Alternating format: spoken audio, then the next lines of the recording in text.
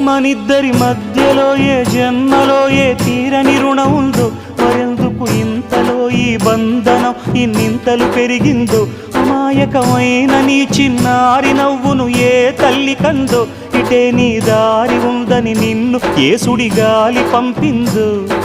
పాపం పుణ్యం దేవుడికెరుక, పేదకు దొరికిన బంగారు కణిక, పాలు వెన్నా లేవని అనక ప్రేమను తాగి తెరగవె చిలక.